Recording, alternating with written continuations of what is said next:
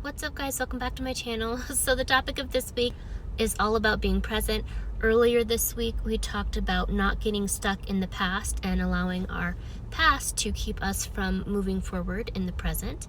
And then we also talked about not being paralyzed by overthinking and planning for the future. Sometimes we can put ourselves in situations where the future seems so overwhelming because all we're doing is obsessing over it instead of taking that next first step.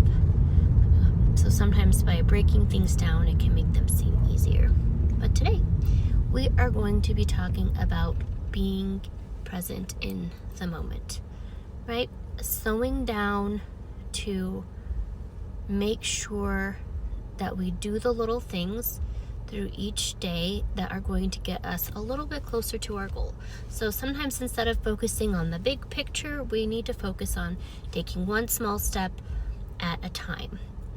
So they say that when you're trying to accomplish your goals, when we're goal setting for ourselves, that we tend to overestimate what we can accomplish in a short period of time. So like if you're planning your day, for example, or maybe even your week, you might say, oh, well, I have 100 things that I need to get done. But you take a look back at all of the things that you planned to do over the course of the last few months, and you notice your to-do list repeating.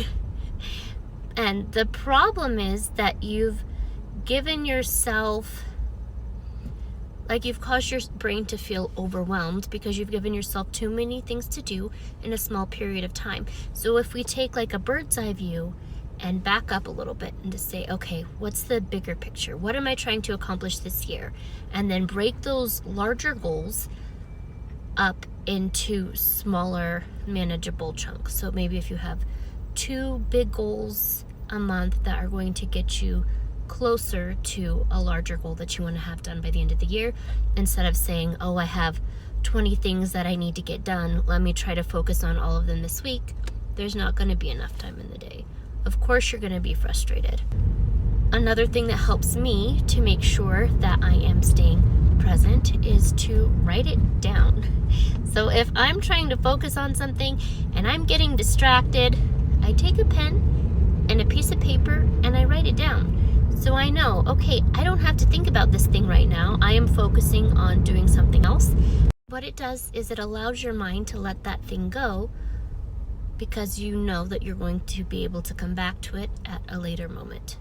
That way we can avoid context switching and then wasting time because we have to recover and reset to what we were focused on originally.